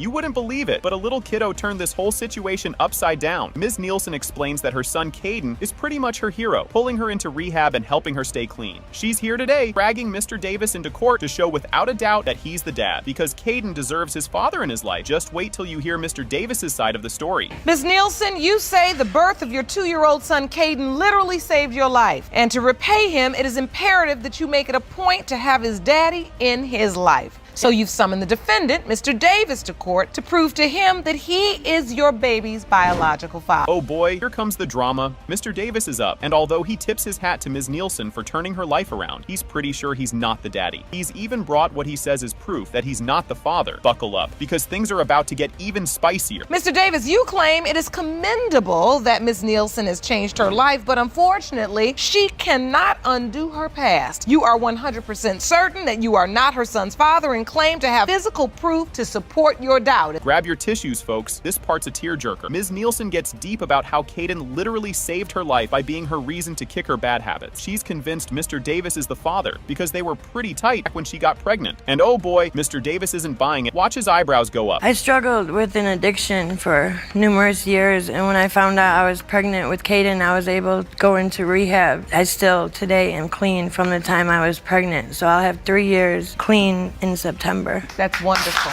And so this child really did change your life in more ways than one. He saved my life. Here's where it gets tricky. Mr. Davis admits they were close, like really close, if you catch my drift. But he thinks the timeline is all wonky. He suspects she was already expecting before they even got together. Stay tuned, the plot thickens, and it's a doozy. Mr. Davis, do you remember this relationship? Yes, I do, Your Honor. It was not a relationship. It was just something I was just pursuing. We were just having sex. I was already in a relationship. Oh, so you were in a relationship, but you were having a sexual relationship with Ms. Nielsen. Exactly. But were you using protection? No. That is what lands you in paternity court. Things are heating up. Ms. Nielsen lays it all out, talking about how tough it's been raising Caden, all by her lonesome, because Mr. Davis and others weren't exactly stand-up guys. She talks about Mr. Davis seeing her with other dudes, which doesn't help his case. Next up, the proof is in the paperwork, literally. It's all about the money and using. We were both had a different lifestyle at that time. Understood. Did you feel like this sexual relationship with Mr. Davis could turn into something? Did you feel like... Yeah, honestly, I did. I had feelings for Mr. Davis, and he was well aware of that. He was playing me, obviously, because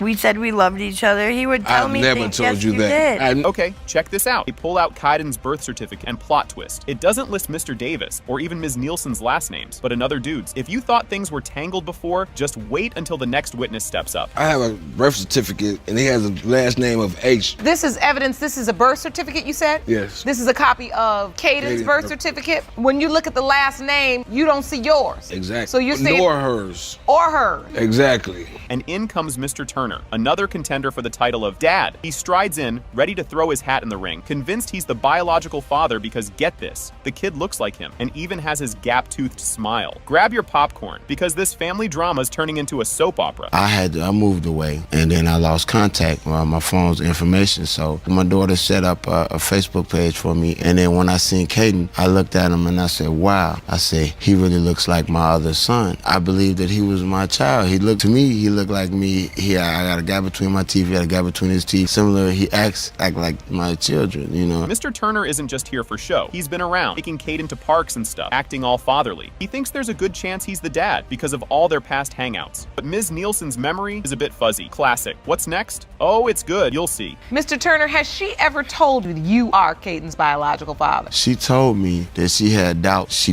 said she did not know. How did she introduce you? This is my mommy's friend? How did she introduce you? She didn't introduce me as dad. For that reason, I never pushed the issue, because I said before I wanted him to call me dad, I wanted to know if I was his true father. Big reveal is here, folks. Everyone's on the edge of their seats as the DNA results are read out loud, and bam! It has been determined by this court. The biological father is Mr. Davis. Miss Ramirez drags her ex-boyfriend, Mr. Jordan, to court because she's totally over his denial about being the dad of their 4-month-old daughter, Mila. She's hoping that the DNA test today will make him man up once and for all. Ms. Ramirez, you have dragged your ex-boyfriend to court because you are tired of him denying your 4-month-old daughter, Mila. And you're hoping today's results will make him finally step up. Mr. Jordan is here to throw a curveball with proof that he wasn't even in the same zip code as Miss Ramirez when Mila was conceived. He's all about the alibi today, folks. Mr. Jordan, you claim to have evidence to prove that you were nowhere near the plaintiff during the time of conception, and therefore you cannot be Mila's biological father. Here comes the tea. The judge is poking Mr. Jordan, asking if he's dodging daddy duties on purpose. Jordan's not having it and insists he's been dad of the year to their other kids. Are you avoiding responsibility, Mr. Jordan? No, Your Honor. I'm just here to prove that Mila's not my baby. She's a liar, like pathological liar. We have 2 other babies together, and I've taken care of Levi and Adrian. Like, I've stepped up. I've changed their diapers. Like, Adrian was here for 7 months. I took care of him. So, like, I do everything for them. Get ready for a plot twist. Miss Ramirez claims they had a not-so-little rendezvous that led to Mila. According to her, unprotected meetups were on the agenda during his visit. The week he had came to visit, he was coming down with a friend. During that time, we were having unprotected sex. I had told him that I wanted another child with him. He's even said that, if a woman says that, they want another child or a child with him, that he feels the need that he has to. What? That's not true. Can you believe this guy? Mr. Jordan pulls out a pay stub dated right in the middle of when he's supposed to be off making babies. He claims he was punching the clock in Georgia, not playing house. I have proof right here that I was in Georgia. I got a pay stub. If I could submit this from. Yes, I'd like to see that. This is a check for you, Elias Jordan, dated the 22nd of March, 2018. That's the week you say, Ms. Ramirez, he was down there with you. He had said that he was gonna receive his other check late, so that could be the reason for the date. No way! There's more! A new witness, Miss Gilliard, steps up and drops a bomb. She claims Miss Ramirez told her someone else might be the daddy. I knew more certainly when she herself told me. She asked us to stay with the boys and that she's gonna take Mila to go see her dad. She didn't say, oh, this might be the dad. She said, I'm going to take Mila to see her dad. He's gonna give me money for her. He wants to see Mila. Yikes, grab your popcorn. Now everyone's throwing shade about who did what and who's trying to wreck whose new relationship. Miss Ramirez and Miss Gilliard are not pulling any punches. She's been trying to do that for a while. I know what she's up to. She's a very emotional, petty female, and you're saying you don't want this to be his baby, and you're telling us that this is a possibility. What female puts a possible father on the last name on a baby? That wouldn't be me. But Miss Gilliard. And now, the moment we've all been waiting for. It has been determined by this court. Mr. Jordan, you are the father. Get a load of this. Ms. Smith is quizzed about knowing a kiddo named Malachi if he might be related to her. She totally knew the kid existed, but had no clue he could be her. It's like a surprise family reunion without the cake. You'll be shaking your head at what comes next. So, Ms. Smith, you, all of this time, knew Malachi existed, knew who he was. Your nieces talk about him. Yes. But never knew he could potentially be your nephew. Miss Laster make you aware, and how did she go about telling you? Just saying that, this could be your nephew, it really could. And then when you asked her, why would you tell me what's going on? Wait, check this out. Ms. Smith just dropped a bombshell that she only first met Malachi the day before the court session, after he'd been around for 4 whole years. Talk about an awkward first meeting. Grab your popcorn, because the plot thickens from here. I didn't even know who Malachi was. Yesterday was the first time I even touched that child. So yesterday was the first time you ever seen him in person? Not until yesterday. In 4 years? In 4 years. I never knew nothing about him. Oh, that's precious. All right, things are getting spicy. The court dives into the tangled web of Ms. Laster's love life, revealing she had multiple partners and Malachi might have been conceived. The judge isn't having any of the vague answers and is poking holes everywhere. This is turning into a real soap opera, and you won't want to miss what's next. They love me. I've lived with Miss Dolores too, but that was the first time that I actually, met a man that cared for me, had my best interest at heart. It was too much for me. You can only do but so much. It's not many things that you can go through to try to get DNA done for somebody that's deceased. It was even a hard time. The tension is real. Everyone's on the edge of their seat as the judge is about to spill the beans on the DNA results. This could change everything or nothing at all. It's the moment of truth, folks, and it's juicier than a reality TV finale. You'll want to see the faces when the results drop. When it comes to 3-year-old Jakari, it has been determined by this court. The percentage of relatedness between Ms. Dolores Smith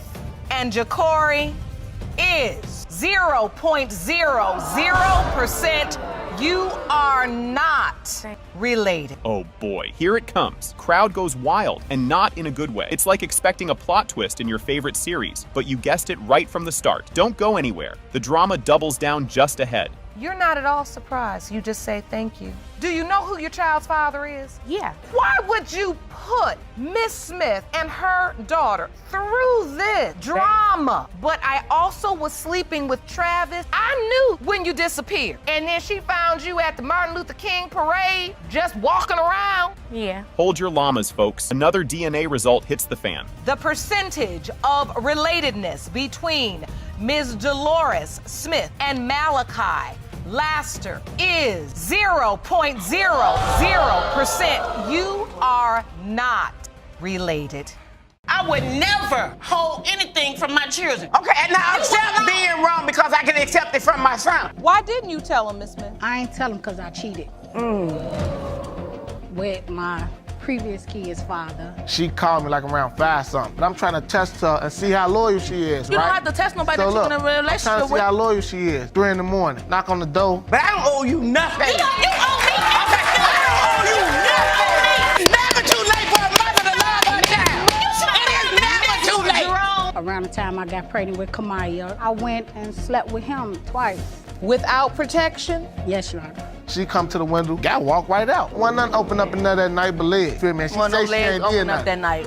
And she said she ain't So here it comes, the big bombshell. Miss Moore spills the beans right before her son steps in. She confesses to a decades-old fling with not one, but 2 guys and never told her son about it. The court's already done a paternity test, and those results are ready to drop today. You'll want to stick around because the drama is just heating up. To present his case against you, you haven't seen your son since a lifelong secret became exposed just 2 months ago. Now, Ms. Moore, what was the secret that you kept for almost 3 decades? 29 years ago, I had an affair between 2 guys, and I didn't tell my son. Just when you think it's a regular day in court, Mr. Weeks throws a curveball. He starts to spill the tea on why he thinks the man who raised him might not be his bio dad. Ever since he was a little tyke, whispers in the family hinted at something fishy. His mom always brushed it off, shutting down the convo with a firm, "Maurice is your dad." End of story. But wait, there's more to this story. Keep watching. It started around like I was 9 years old. I kept hearing rumors from outside family members that Maurice might not be my father or I might not be his son. Your Honor, he never asked me. Had my son asked me, I would have told him. I told her, I came to her and asked her. She always told me, Maurice is your father. And then, the plot thickens. Miss Moore is on the defensive, tackling accusations that she never faced questions about the paternity thing. She claims she'd have told the truth if only her son had asked straight up. But she also didn't want Granny throwing a fit, so she kept it zipped. Things are about to get even juicier, so don't go anywhere.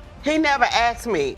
Quite honestly, if my son had asked me, I would have told him, but I would have also told him not to say anything because I didn't want my mother to know. My mother has rejected my daughter. Yes, I didn't want another child rejected. I grew up stern with those beliefs that a child out of wedlock was not going to be accepted by her. Oh boy, here's where it gets awkward. A random family reunion at the corner store uncovers the secret. When trying to connect a family member with his dad over the phone, the relative acts clueless, triggering Mr. Weeks to confront his mom for the real scoop. This revelation was like dropping a hot potato. Now watch as it gets even hotter. I went to the corner store, just give me some. I see another family member of mine. He asked me how my father was. I told him he's doing fine. You want to talk to him? He said yes. So I went in my pocket, brought my phone out, called him right there on the spot. As soon as he got on the phone, he said, "Oh, my bad. I got the wrong number." He gave me back the phone. We had a little awkward moment, like. Basically, he was implying Maurice wasn't your father. Right. Now, Miss Moore takes the stage to lay out her emotional roller coaster of a life story. She talks about the tough choices she had to make to keep her family together with Maurice, who stepped up as the dad figure despite the secrets. She's laying it all out there, and trust me, you don't want to miss what's next. It's a doozy. A couple of months ago,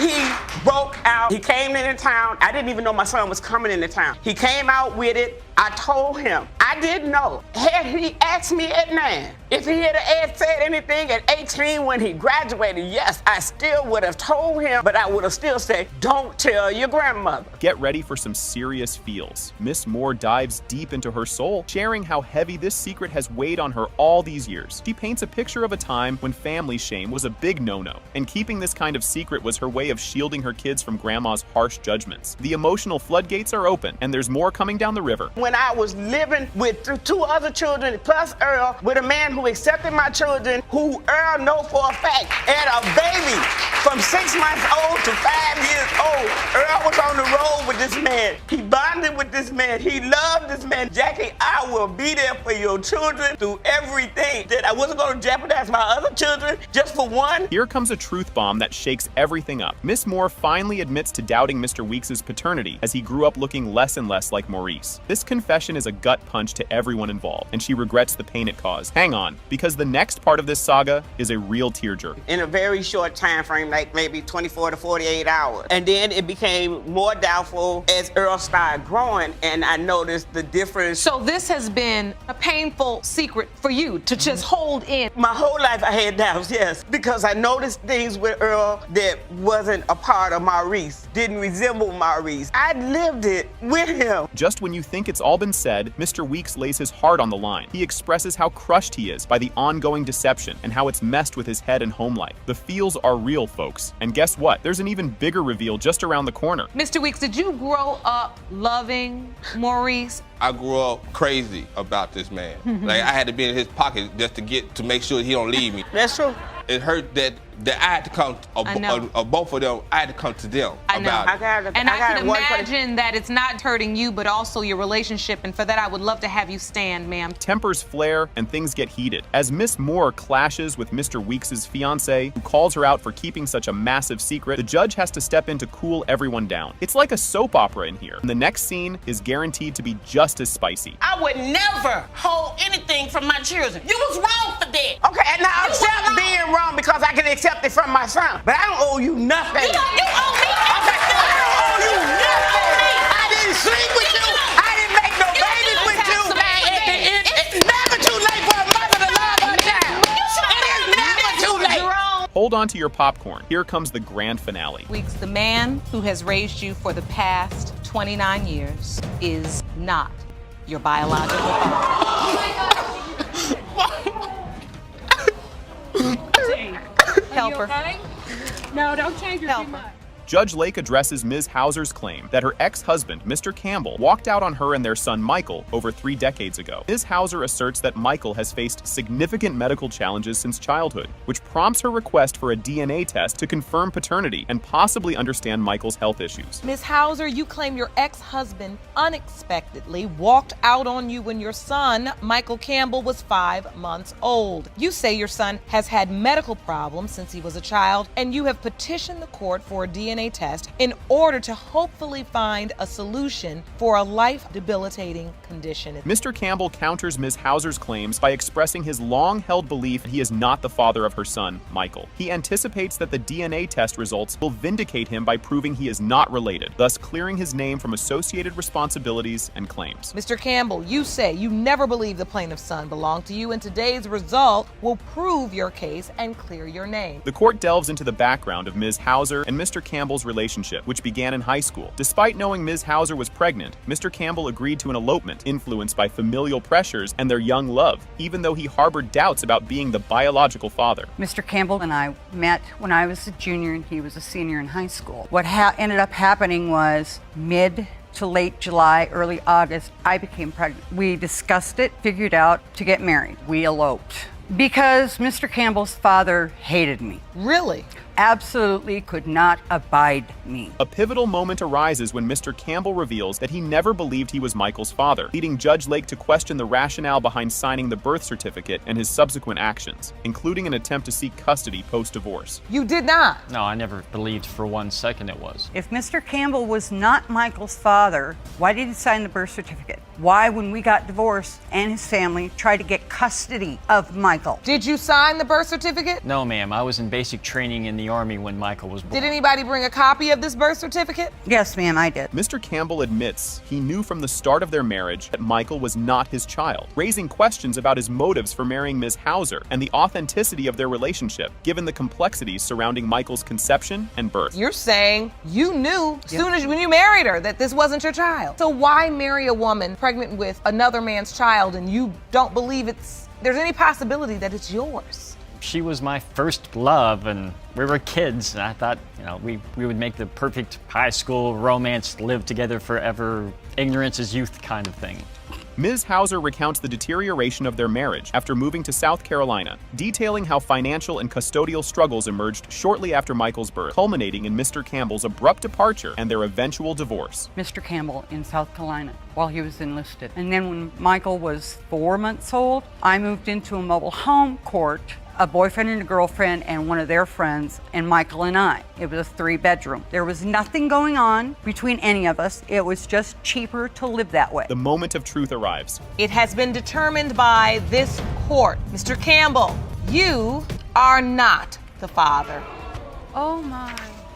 Mr. Jones starts off the courtroom drama by throwing down the gauntlet, challenging the paternity of Ms. Milan's 3-month-old munchkin, Quinnell Jr. He's been playing daddy to her +6, and now he's got a $1,500 bill for her for rooming. Ms. Milan's in a tight spot, admitting she might have played the field a bit too freely. You and your mother are co-plaintiffs who have brought the defendant, Ms. Milan, to court to prove her 3-month-old son, Quinnell Jr., is not your biological child. You claim you took Ms. Milan and her other 6 kids into your home, and now she's trying to take you for a ride by claiming this baby is yours. Ms. Milan is standing her ground, insisting Mr. Jones is the real daddy, despite the mess and stress. He's up against Mr. Jones's mom, too, who's not buying what Ms. Milan is selling for 1 minute. The court's heating up with all these fiery exchanges, and no one's backing down. Ms. Milan, though you do admit to cheating on Mr. Jones with another man, you say you're unsure if you were already pregnant when you cheated. You say you're here today to prove to Mr. Jones and his meddling mother, once and for all, that Mr. Jones is without a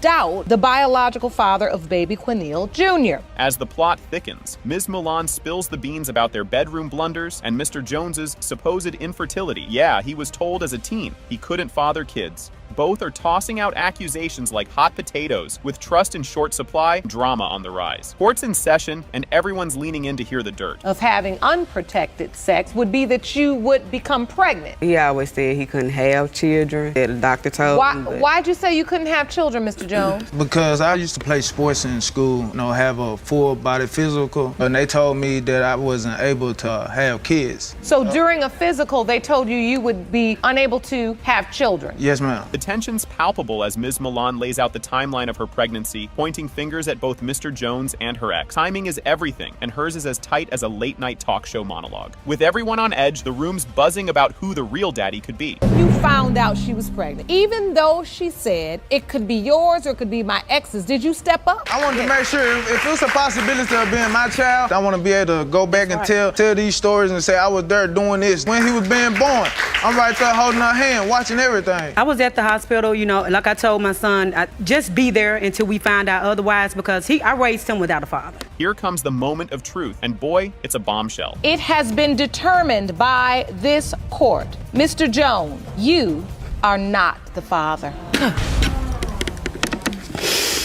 So, here's a twist no one saw coming. Ms. Tucker drops a bombshell, revealing the earth-shattering news that the defendant, Mr. Hunter, might actually be her biological dad after all. This shocker came out of nowhere a decade ago, and her mom spilled the beans, even though she'd grown up believing another guy was her pops. Let's see how Mr. Hunter takes this curveball. Miss Tucker, you believed another man was your dad until a bomb was dropped on you 10 years ago when your mother admitted that the defendant is your biological father. You opened your case to prove to Mr. Hunter that he is your dad. Hold on to your popcorn, folks. Mr. Hunter isn't buying it yet. He's got a truckload of doubts about being Ms. Tucker's old man, thanks to some past drama where Ms. Tucker's mom said he wasn't the father. His standoffish vibes and skepticism about the whole dad deal just add more spice to the drama stew. You won't want to miss what's up next. Mr. Hunter, you admit you have distanced yourself from the plaintiff because you have serious doubts you are her father. Miss Tucker, you admit you initially lied to your daughter, but claim you and Mr. Hunter have always known that he is her father. Talk about a paternity rodeo. Ms. Tucker lays out her struggle to pin down Mr. Hunter for a DNA test, which he's dodged not once, but twice, like a pro. All this runaround has left her with a major identity crisis and a bucket load of stress. Buckle up because her mom's about to throw in her 2 cents. Few years, I have been trying to get Charles to do a DNA test with me. I scheduled a test, he didn't show up, and it's just a lot of confusion in my own mind and very traumatic to me. I'm trying to figure out if he's my father or not to close this chapter in my life, because I grew up thinking someone else was my father. Here comes the plot twist. Mom, aka Ms. Tucker, fesses up to fibbing about the daddy details to shield her daughter from what she thought was Mr. Hunter's bad influence. This mommy confession session opens up a can of worms about the tangled web of family family ties they're all caught up in. Get ready, because the emotional roller coaster is just getting started. I wanted to find out who her father really is also. Well, I had doubts because her mother told me that I wasn't 30 years ago, so. Miss Tucker, you hear your daughter speak? You say you and Mr. Hunter have always known that he was her biological father. Yes, Your Honor. I told her that someone else was her father at the time in order to protect her. I felt like Mr. Hunter was not a good role model. You're not going to believe this. Imagine finding out over a phone call that the guy you thought was your dad isn't. That's the kind of soap opera twist Ms. Tucker faced in 5th grade, shaking up her world and giving her a serious case of the Who's My Daddy blues. Stick around because the plot thickens even more. I was in the 5th grade and his sister had came and got me one weekend like she always did. They were on the phone and I was over listening to their conversation with her telling him that, and it was my first time ever talking to him. I was really excited, but I wanted to know, you know, where was he? Why was he not around? And that's when he told me that my mom was not being honest with me. Just when you thought it couldn't get weirder. As a teen, Ms. Tucker bumps into a lady who drops another dad bomb, suggesting Mr. Hunter could be her real father. But plot twist, Mom waves it off as gossip, thickening the plot and the family mystery. The tea is piping hot, and Mr. Hunter's about to give his side of the story. I was in the 7th grade. Where we're from is very small, so I was at a store. There's a woman who knows them both. Told me, she said, you look just like your dad. So I go, oh, you know my dad? And I said his name, and she goes, that's not your dad. So I went home, and I did tell my mom what she said, but my mom just said she was lying, so she didn't know what she was talking about. Crank up the drama dial. Mr. Hunter rewinds the tape to his younger days when he and Ms. Tucker's mom were an item, and she told him the baby wasn't his. This led him to peace out for over a decade, leaving room for rumors, half-truths to fill the void. Fasten your seatbelts. His school visit confession is a real jaw-dropper. She told me she was pregnant. She said the baby wasn't mine. I left and I got my life together. And I stayed gone for 15, 16 years. I came back to North Carolina hearing rumors that she was mine. So what am I supposed to do when someone tells me I'm not the father? I move on with my life. But even though he said he went off what my mom said, I was in middle school and the young woman that is like his daughter. Did he just say that? In a surprise school visit, Mr. Hunter claims he's Ms. Tucker's dad, flipping the script and stirring up a whole new level of family drama. This bombshell leads to heated discussions about who's responsible for the truth in their tangled tale. The DNA results are just around the corner, and they're going to be a doozy. So, Mr. Hunter, did you show up at the school and tell Miss Tucker I'm your father? That was a long time ago. I vaguely remember that conversation when she was at that school. You don't pull a child out of school father. and then tell them a joke that I think I'm your father. So that's not gonna fly with me. Come with some new testimony that makes sense. And now, the moment we've all been waiting for. Drum roll, please. It has been determined by this court. Mr. Hunter, you are not the father.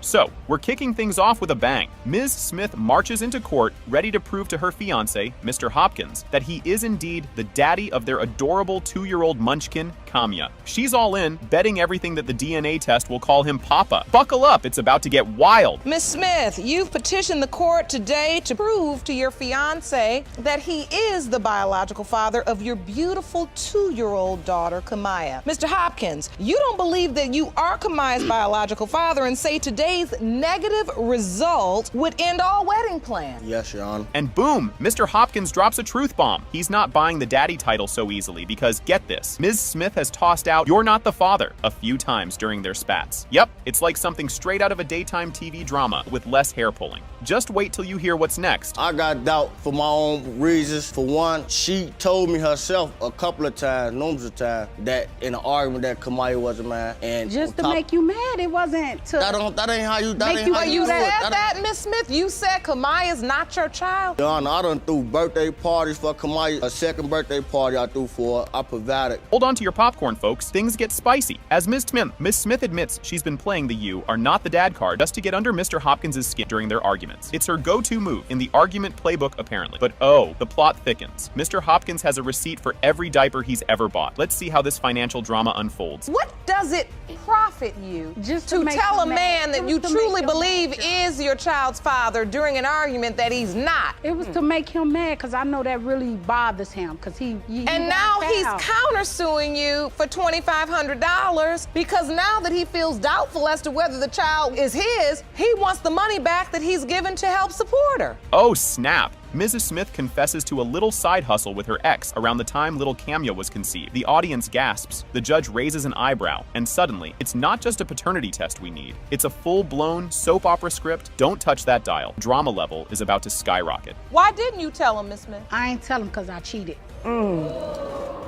With my previous kid's father. Around the time I got pregnant with Kamaya, I went and slept with him twice. Without protection? Yes, Your Honor. Just when you thought it couldn't get more tangled, bam, evidence time. Posts from Mrs. Smith's ex are making the rounds, claiming he's the real daddy. Mr. Hopkins's face must have been a picture. This courtroom has turned into a circus, and the clowns are just getting started. Oh, this is a post from her ex saying that the wifey and our new baby Kamaya. You testify that you have no doubt that Mr. Hopkins is Kamaya's father. I do feel he's her Your father. Honor. She looked like him, like they eyes, they nose. Your ex been excluded by a previous DNA test? No. Time for the main event, the verbal smackdown. Both sides are throwing everything but the kitchen sink across the courtroom. It's a he said, she said showdown that could rival any reality TV show finale. And guess what? The next part is the cherry on top of this courtroom sundae. She got to he and ha and holding hands with him. I was like, girl, stop the madness. Did you or did you not